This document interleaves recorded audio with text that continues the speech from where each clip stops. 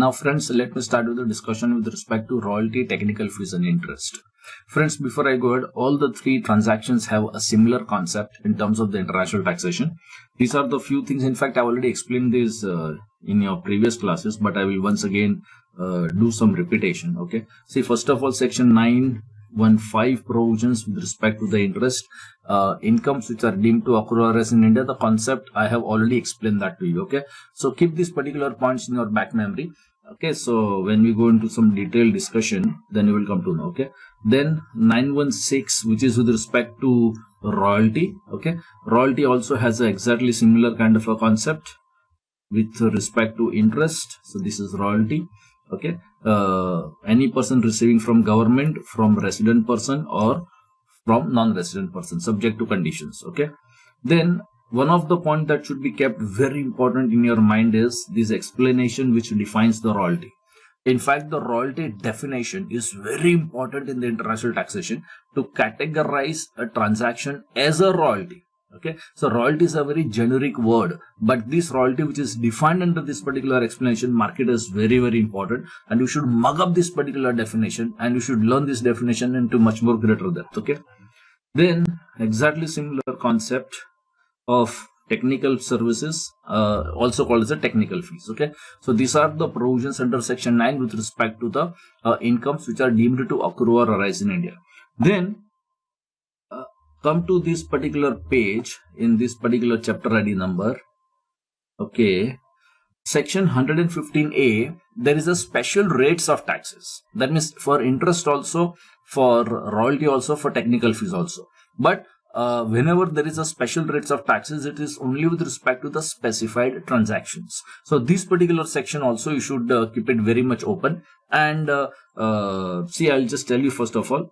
See, I'll tell you the basic interpretation of this particular special rate section. In fact, this special rates of tax it is a very big chapter. We call it as a chapter 12 of the Income Tax Act, and there are many sections in this particular chapter. However, the interpretation in almost each and every section is similar. Okay, so you learn the detailed interpretation of one section and all the sections, then basic things you will remember and interpretation will come very handy with you. So understand the interpretation. Okay, so every clause will have some specified incomes. So subclause 1A, okay, it says dividend income, where it is received by a non-resident, not being a company or a foreign company. This will be assessee types. Okay, then specified incomes, dividend, like this there will be section numbers 1, 2, 2A, that way. Okay, there will be section numbers. Then thereafter at the bottom it will say that the income tax payable, because all these calculations with respect to the tax liability, the income tax payable with respect to income by way of dividends will be at the rate of 20%. So like this it will say the specified income, specified rate of tax. So you will say this dividend, so this you will say this is 20% tax rate. Like this you will say. So given assessee, given income, this particular tax rate.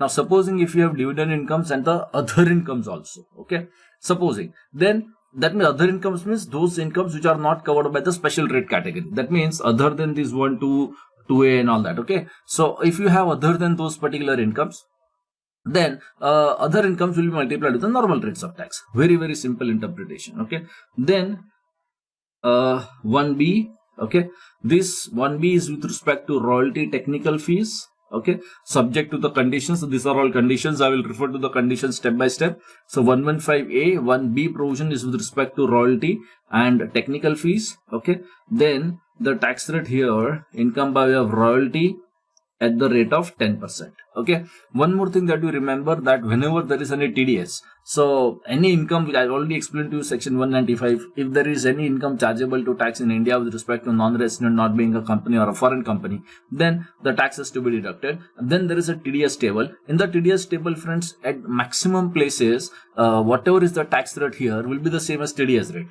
Okay, so by and large, I'm telling you, somewhere wherever there is some exception or something like that, the TDS rate and the tax rate by and large is going to be the same wherever there is a special rates of taxes. Okay, so you don't need to remember separately the TDS rates. General thing I'm just telling you. Okay, and if there is no specified TDS rate with respect to a particular transaction, then there will be a general point that will be the rate applicable to that assessee. That particular rate will be the TDS rate. Okay, so that way I'll tell you the TDS interpretation also. Don't worry. Okay, so this is a income. Okay, now against this particular income, there will be always a clarification in different clauses. Okay, no deduction for any expenditure shall be allowed under 28 to 44, that means a business income. 57, that means your other source income. So generally this income, royalty, technical fees or interest income will be either it will be categorized as other source income or business income. Okay, generally. So under both the heads, the expenditure will not be allowed as a deduction. Then when it comes to a chapter 6A deduction, okay, then generally chapter 6A deduction is also not allowed, but in some of the situations it is allowed also. That means on off, even expenditure on off is possible in the respective sections. So you have to identify whether you get chapter 6A deduction or you don't get it. Okay, now it says that where income is covered by subclause A, that means see 115 1A. Okay, this 1A. Okay, that means all these types income. Okay, for all these types income, you will not get a chapter 6A deduction. So you have to identify that for which type of income you are getting it and which type of income you are not getting it. Okay, so and referred to in clause A, then no deduction shall be allowed under chapter 6A.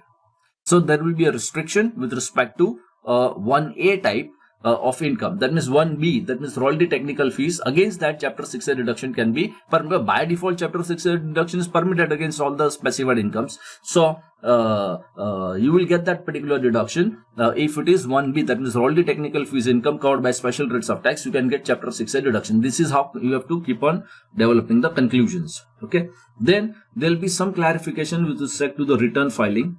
Okay, and this kind of clarification is a procedural advantage, and it is there in a limited number of sections. Like, some sections will tell you yes, some sections will not give this kind of relaxation. That means return you have to file. So by default, every assessee having a taxable income has to file a return of income. So nobody is an exception to that. However, if you have the incomes which are referred to under clause A or clause B, that means interest and royalty, technical fees, if you have these income as the only income in the return of income, and the tax which is required to be deducted is already deducted, it is already deducted. That means, as I already told you, the tax rate and TDS rate is always tally. And whenever there is any payment to non-resident or foreign company, then it is always tax rate plus the applicable surcharge and plus the applicable cess. And therefore, their total tax liability will get deducted. That's the logic of the law. And therefore, you will have no net tax liability payable to the government. So if you have these income only, and if the tax required to be deducted is already deducted also, okay, in that particular case you need not file a return of income. So it says that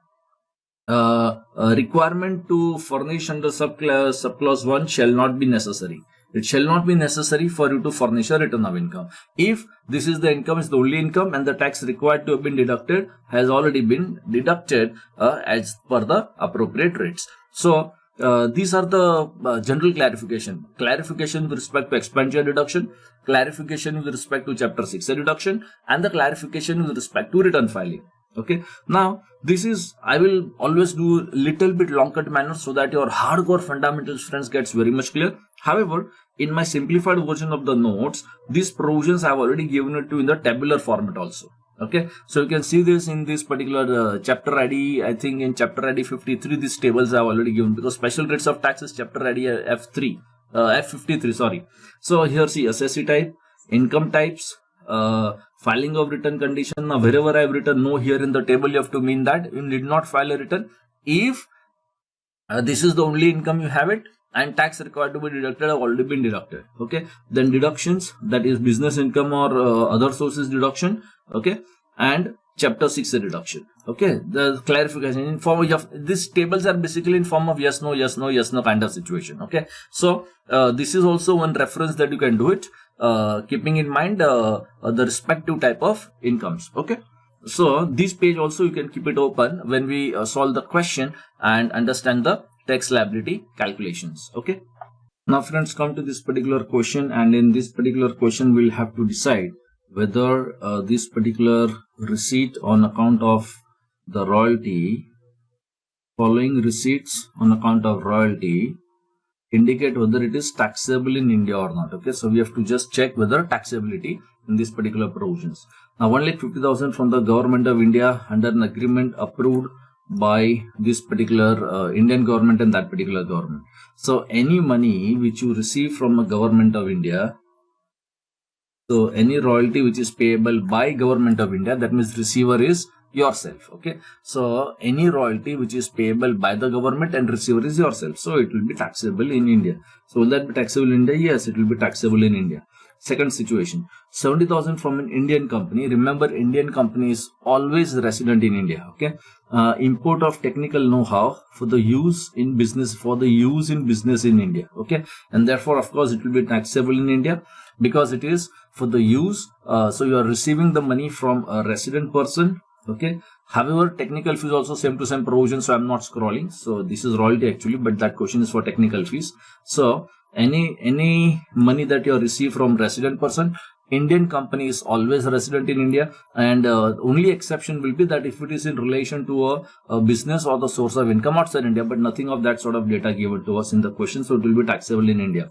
Point number C, 86,000 from an Indian organization for the import of drawings, for the import of drawings for the use in business in Singapore. So here it is only told to us Indian organization. So we had not been told to us whether it is resident or non-resident. Okay, so we will feel that, because see, under section 9, no, it is a test of resident.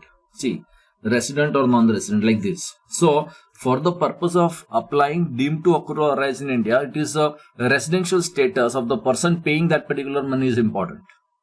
Okay, and apart from that, whether it is in relation to business or that is also. But the test under deemed to accrue or arise in India is with respect to the residential status. Okay, so that is not given. So let us say that this Indian organization is resident. So you are receiving money from a resident person. So normally it will always be deemed to accrue or arise in India. However, except if it is for a business outside India. So this is particular business in Singapore, and therefore it will not be deemed to accrue or arise in India. Okay, so it will not be taxable in India. Point number D, 50,000 from X, a non-resident under Indian income tax law. So now you are receiving, this Thomo Korean company is receiving from non-resident. So you are receiving money from non-resident. Okay, under Indian income tax law, so non-resident income for the use of formula for a business at Noida in UP. Okay, so it will be deemed to accrue as India because it will be taxable in India because it is in relation to business in India. Now I tell you very simple and very straightforward. See, Thomo is a South Korean company. So Thomo is receiving the money and Mr. X is paying this particular money. Okay, so Thomo is a company receiving that particular money. So the Thomo can say that we have provided our services outside India. That means it is not accrued in India. You can say like that. But, and even if you say it is to an extent correct, but deemed to accrue or arise in India, for the deemed to accrue or arise in India, the place where you render the services is not relevant. What is relevant, most important, is the residential status. Okay, so did you receive this money from a resident person? Okay, so we are saying that no, you not received from resident person. That's okay. But is it in relation to the business in India? So the test here under deemed to accrue or arise in India is not the place where you render. It is whether it is in relation to business in India or not. That is important. That is, so this is how the accrual concept is different than a deemed to accrue or arise in India. For accrual concept, what is important is place where you render the services. Okay, and for deemed to accrue or arise in India, what is relevant is that from which resident person type you are receiving and whether it is in relation to business in India or not. Something like that. There is the benefits out of that particular royalty technical fees, whether those benefits will go to the business in India or not. This is how you have to take the decision. So it is already for a business in Noida, UP, and therefore it will be deemed to accrue as in India. It will be taxable in India. Point number E. Okay, 92,000 from X, Indian non-resident. So receiving from non-resident person for the use of drawings and technical know-how for business in UK. So it is with respect to a business in UK, so it will not be deemed to accrue as India. So it will be not a taxable in India with the same principle that when you receive this particular money from a non-resident, it will be taxable only if it is in relation to a business in India or source of income in India. Okay, so since this particular point will come into picture, we will say that it is not taxable in India. So you can update the answer in just a time. The next point. The X is a non-resident who has lent 5 lakhs to Y, a resident in India. So Mr. Y is going to pay interest to Mr. X. Okay. Now Y has used the money borrowed by him for the purpose of business in India. So since Y is using this particular money for a business in India, whatever the interest will be deemed to accrue or arise in India. So this interest in the hands of Mr. X will be taxable in India. Now Y paid an interest of 75,000 during the year ended to X in the United Kingdom. Now you have paid in United Kingdom. That means probably this money is received outside India, but it will be deemed to accrue or rise in India because interest transaction covered by section 9 and these funds have been used for the business in India, so it will be taxable in India. Discuss the tax liability and all that. Now with respect to the interest income, I would like to bring to your notice that special rate of tax because let me explain that particular point. Okay, now see, interest where there is any income of non-resident not being a company or to a foreign company. Now friends, this particular phrase you will find it in maximum number of places in the international taxation. Non-resident not being a company or a foreign company. It means like that. A foreign company, whether it is resident or non-resident, will be covered by these particular provisions.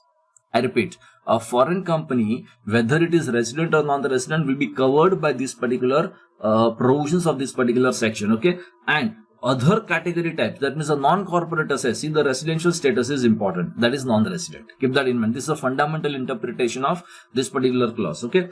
Now, if you have the specified incomes, dividend, interest, and all that. Now, see, interest received from Government of India or an Indian concern.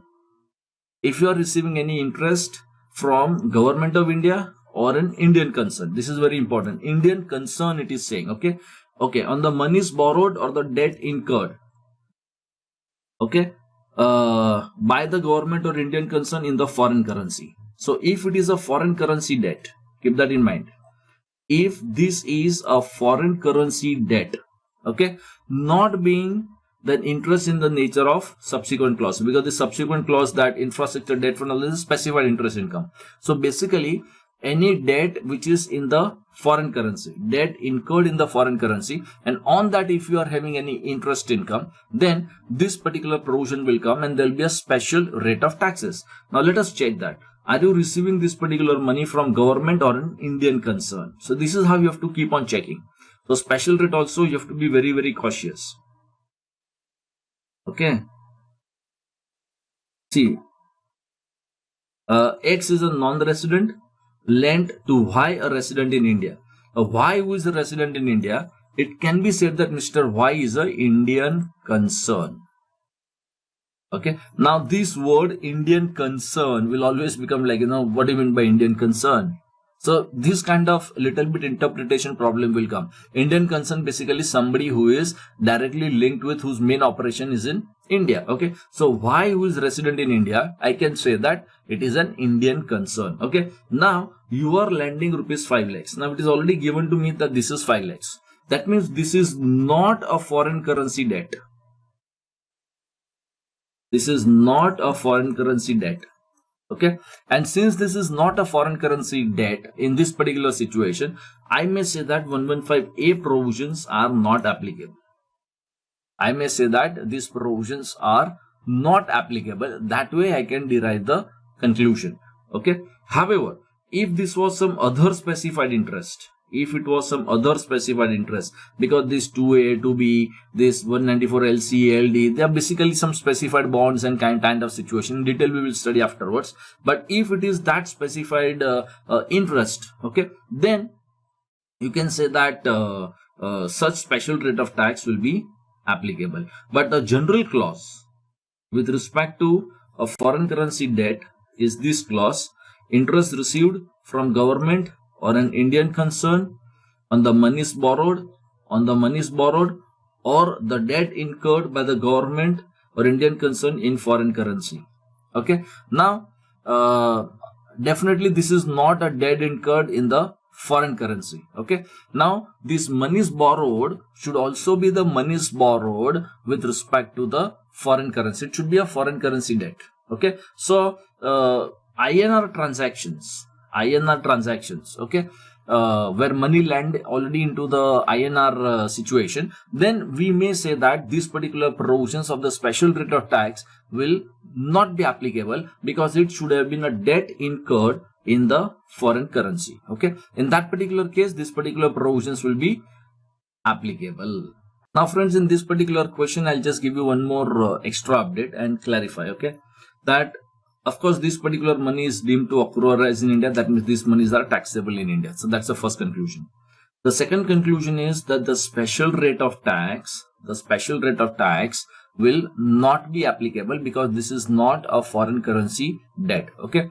However, if you assume that, say for example, this was 5 lakh rupees equivalent was a foreign currency debt, if you assume like that, okay, in that particular case, the special rate of tax will be applicable. Okay. Now, if the special rate of tax is applicable, then how will the tax liability be calculated? Okay, so it's a small little update computation I will show you. Now, supposing if special rate is not applicable, then we multiply with the normal rate. He is an individual, so give him basic exemption and just finish off that particular matter. But if the special rate of tax is applicable, then you can just see here under this particular provisions under subclause 2 type. Okay, then see the income tax shall be payable for subclause 2 type income at the rate of 20%. So this is a special rate of tax applicable. So that case, if you assume that this was a foreign currency debt on which there was interest, then such special rate of tax will be applicable. Now come to this particular question, friends. Very beautiful question, and as I always told you that international taxation, friends, all the questions are very conceptual. We have to understand the concept very well. Computation wise, once you have understood the concept, of pure calculator work. Now see, in this particular case, the foreign company Forbings, this is a foreign company Forbings, it's operating services in Germany, operating its services in Germany. So generally when I say that when they are operating its services in Germany, it means it is accrued outside India. That means it is not accrued in India. Okay, general understanding I'm telling you. Now it is in the business of commission agency, and these commission transactions are always a bit difficult to understand by the students, and that's the reason in majority of the places I use the word commission. Okay, now it is in the commission agency, and Indian company Rajaram is paying commission to this particular foreign company. So this foreign company is getting something called as a commission for procuring machinery from Germany, from Jokto Inc. Germany company, and machinery is imported by Rajaram Limited will be further supplied to the prospective customer in Indonesia. So ultimately, Indian company is purchasing some machinery which will ultimately be sold to someone in Indonesia, and for that this foreign company is getting a commission. Okay, we can call it as a selling commission which this particular foreign company is earning. Okay, now Forbings is registered as per the law in Germany. That's okay. Commission is received by it in Germany, this much mark, conversion assumed is 40, and it has incurred this much of expenditure. Now when you say that commission is received in Germany, that means the receipt of income is outside India. So general understanding, receipt is also not inside India. General understanding, because subject to that options, that can be a plus minus. So as for general understanding, it is not accrued in India, and it is not even received in India. Okay, now Forbings Inc. has contributed to Prime Minister National Relief Fund, PMNRF is a shortcut for that, 10,000. So this is indicating deduction under chapter 6A under section 80G, and 10,000. Okay, fully it can get it. Tax is not deducted as per the Indian laws. So Rajaram is paid money. Rajaram is an Indian company, and Indian company is always resident in India, and tax is not deducted on this particular transaction. Okay, so you are required to discuss the tax treatment of the above transaction. Okay, now in the first part, see the foreign company's income. So I'll just say this foreign company, this Forbings. Okay, I'll compute its income. A foreign company, I'm assuming that it is non-resident, because foreign company based on place of effective management in India can be resident. Okay, based on that particular long circular, but it is always better and safe to assume that the foreign company is a non-resident, residential status as non-resident in India. Okay, now it has got German mark 25 1000, rate given to me is 40, so 10 lakhs. Okay, these 10 lakhs will not be taxable. Why? Because these particular services, the commission agency is not accrued in India, it is not even received in India. Okay, and when it comes to the Rajaram, okay, its income is 85 lakhs after claiming the deduction of commission. So your income is going to be 85 lakhs and tax is not deducted. However, in the basic situations, because it is not accrued in India, it is not taxable in India, it is not received in India, it is not taxable in India, and that is the reason tax is not deductible in India. I have already explained that to you, that section 195 of the Income Tax Act, any payment to non-resident or to the foreign company, if the monies are chargeable to tax in India, then the tax is deductible in India. It's a very general principle concept. So if the monies are only not taxable, tax is not deductible. And I have not deducted the tax. So what the big deal? And therefore no question of any business income disallowance, because there is nothing like TDS non-compliance. I have not deducted the tax because I was not supposed to deduct the tax at source. Okay, so the first part is already over and tax treatment is already discussed. Okay, now second part. Will your answer be different if the foreign INC had a place of operation in India, would have undertaken the services to show the demo of the machinery in India? Now, if you provide your services in India, it will become accrued in India. See, no doubt that you are in the business of commission agency, but the product for which you are getting the commission, you have to market that. No, that means you have to show it to the prospective customer, give some demo of that, explain that what that product is going to do, advantages, and etc. So these activities undertaken in India. If this activity is undertaken in India, I can very well say that it is accrued in India. Okay, and if it is accrued in India, straight away, no doubt that you are a foreign company non-resident, but it will become taxable in India. So 10 lakhs will straight away become taxable in the hands of the foreign company in the situation B. Okay, and moment this will be taxable in India. Against that, there is some business expenditure. 1 second, let me check. Okay. In this particular case, they have earned this 25,000 assumed rate, incurred 5,000 mark 2 on the commission income. So 5,000 into 40. Okay. So 2 lakh rupees is your expenditure to earn the income. Because now I'll have to do the computation. No, income minus expenditure, and like that I have to do the computation. So I will do that. This will be my income. Okay. And this contribution to Prime Minister National Relief Fund, that also I will deduct 10,000. Okay, and that will be my net income of the foreign company, the income out of the commission income. Okay, I mean normal computation, income minus expenditure and the deduction, the chapter 6. Okay, now income of Rajaram. Okay, Rajaram's income is 85 lakhs. Tax is not deducted. The payment is made outside India. This payment is to non-resident. For foreign company is non-resident. Payment is also to the outside India, and there is no tax ever deducted. Okay, and therefore there will be a business disallowance, and the entire amount will be subjected to the disallowance as per the business income provision. Why? Because this payment is made outside India, or even if it is made to non-resident, and if you have not deducted the tax, so it's a 100% disallowance. Okay, however, in the subsequent year, if you do the TDS compliances, in that particular year, the income which is disallowed in the current year will become allowance in the subsequent year. So my net income computed will be 95 lakhs when it comes to the Rajaram. Now in the second situation, which is option number B, one more thing that I would just, actually question is not asking you, but now we are saying that you should have deducted the tax because income is accrued in India. What rate of tax that you should have deducted? Okay, now when it comes to the TDS rates, I want to bring one conceptual thing to your notice. Normally in the TDS table, specified transaction specified rate is there. So wherever there is a special rate of tax, generally the TDS rate and the special rate will tally. So there is no need to mug up the table. But if there is any transaction which is not covered by specified rates, okay, then there is a general category for which the TDS certain percentage will be there. So that is something which I want to bring to your notice of the technical reading of how the TDS table is to be read. Okay, so this is one file, okay, where the TDS rates are given it to you separately. Okay, this is one separate small little booklet which I share with you, TDS rates. Okay, these TDS rates Okay. Now, first of all, I just want you all guys to read and understand this few important thing in this particular. Otherwise, you can just go through the transaction, the percentage. So no big deal. Percentage is given in one column and the particulars are given in the other columns. That way you can easily identify. But understand one thing.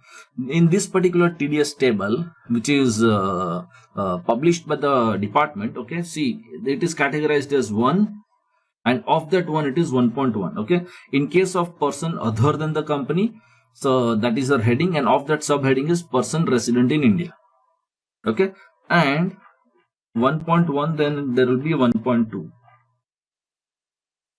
See 1.2, where person is not a resident in India. Okay. So you have to first of all identify that in which situation you are coming. So first of all, one is person other than the company. Now in the given question, it is a company. Okay, see what is it given to us in the question? It is a receiving person is a foreign company.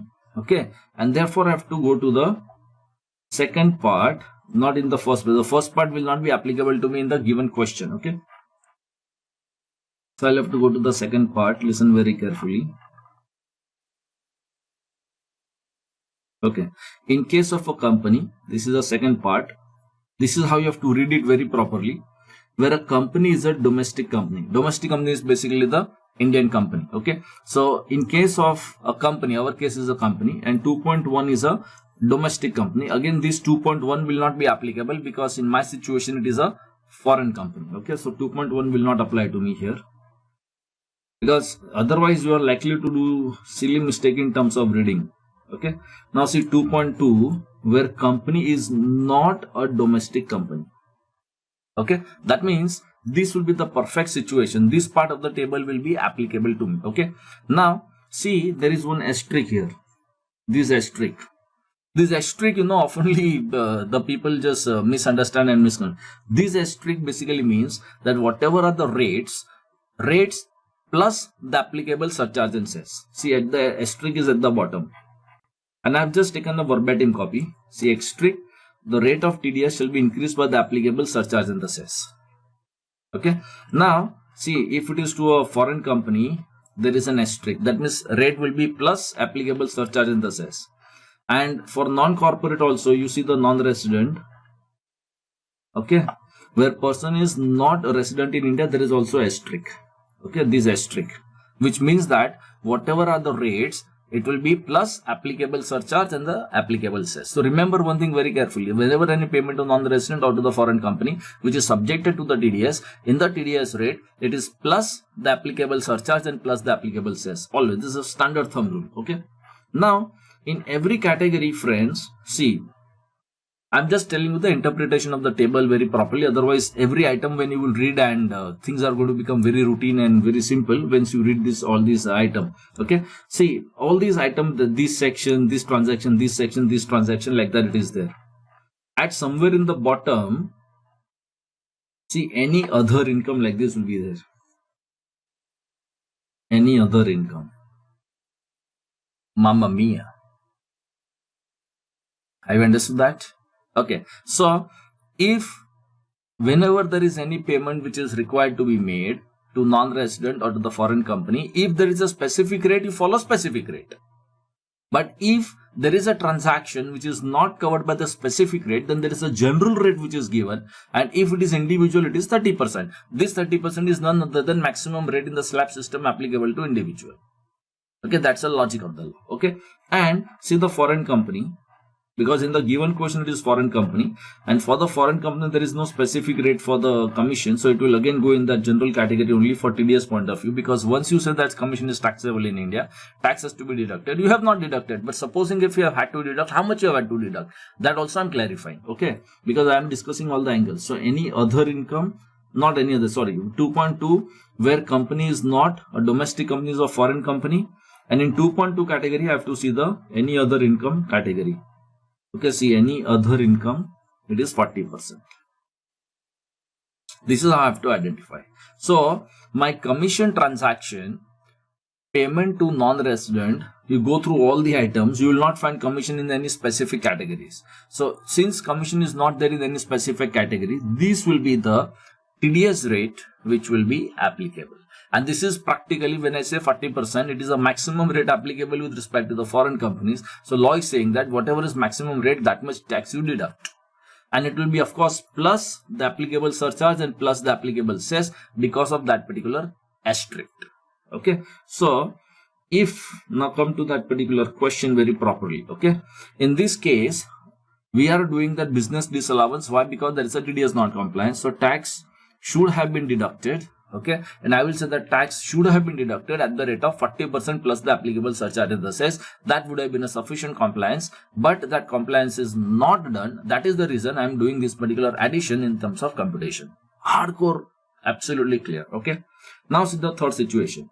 Firm INC do not have any place of operation in India. However, it provides consultancy services for the sale of machinery in this particular situation. Now, moment the word consultancy services come into picture, so transaction is same type. But now, in option number C, the question is saying that it is not a commission payment, but it is a consultancy service. And I also explained to you in the past that the consultancy service and the commission agency transaction, sometimes it is very, very thin. Dividing line is very, very thin. Okay. But moment you say it is a consultancy service, then immediately the position of the law will change. See, under section 9, interest transaction, royalty transaction,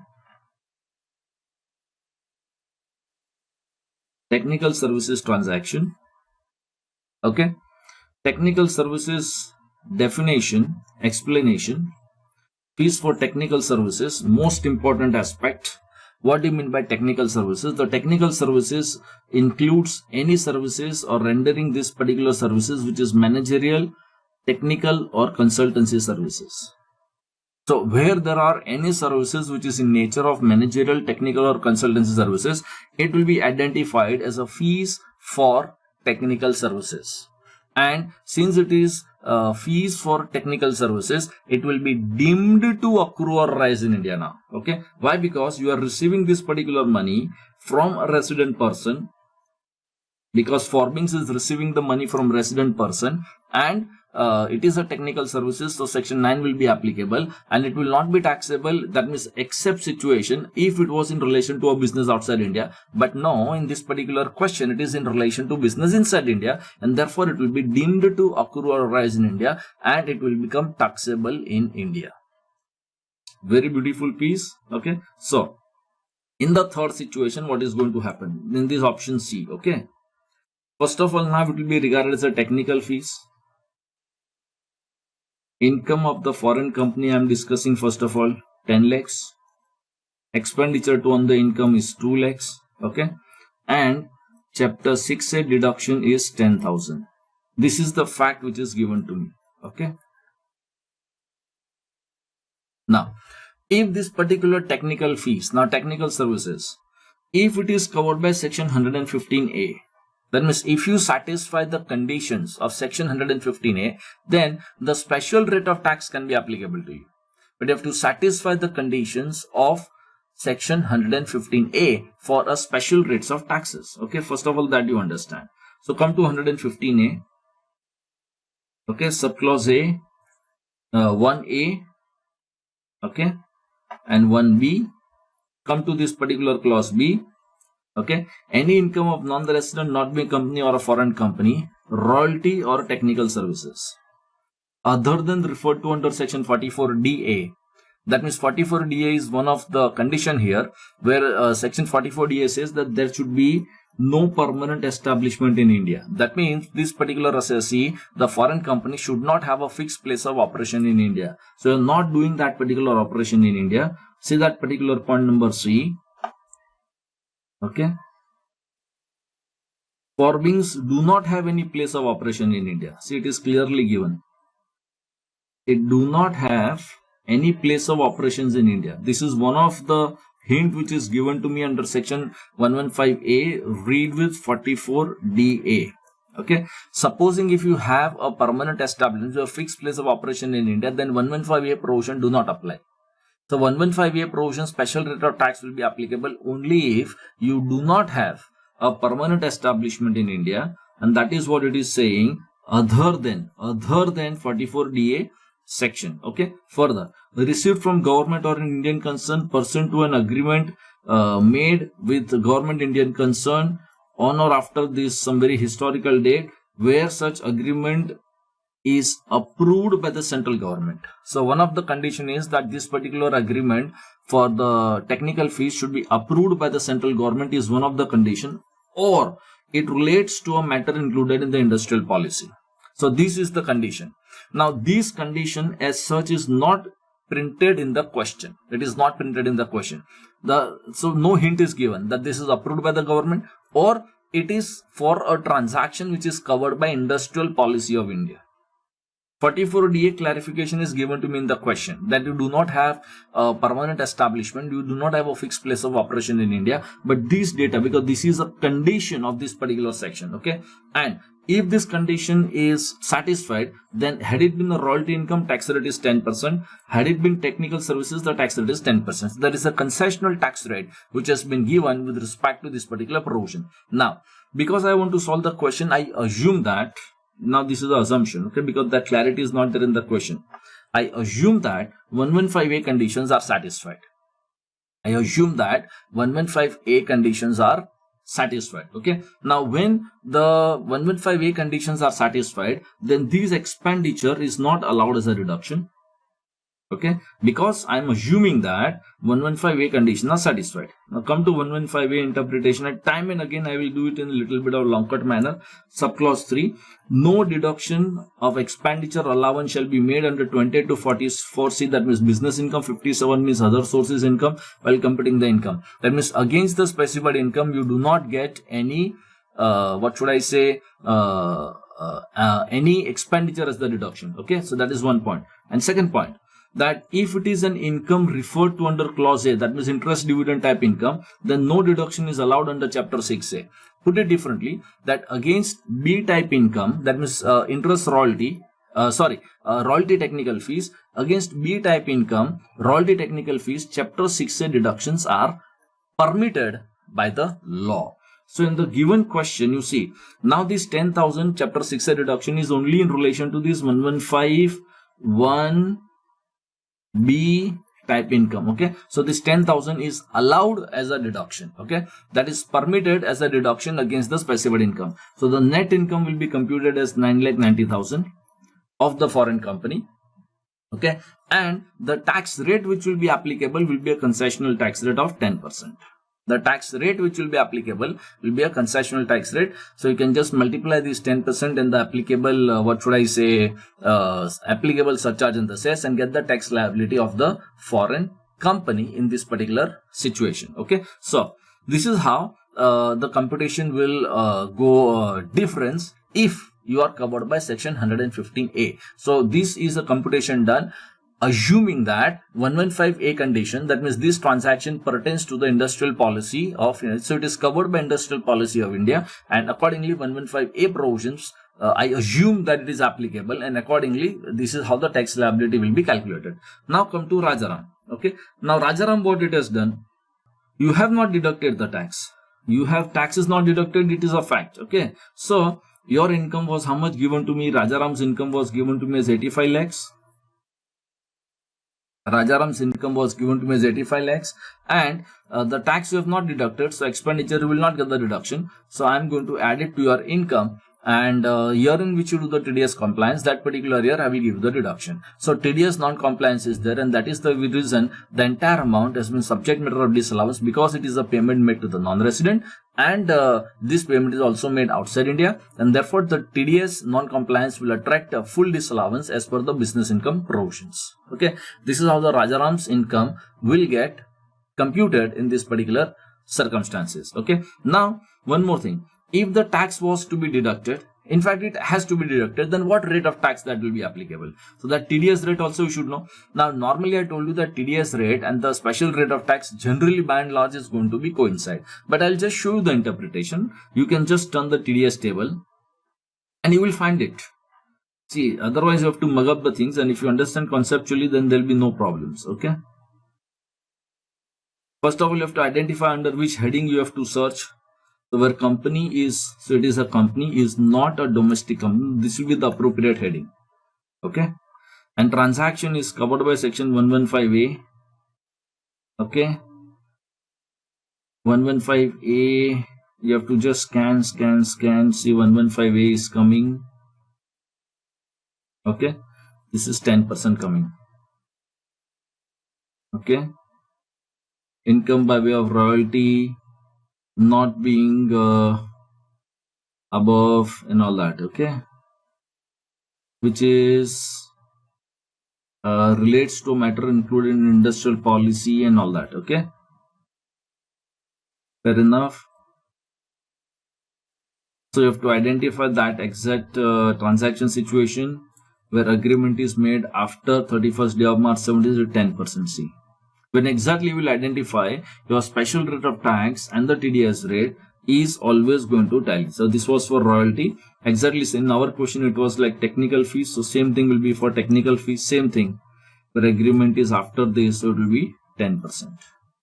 Okay. So this is how you have to keep on identifying.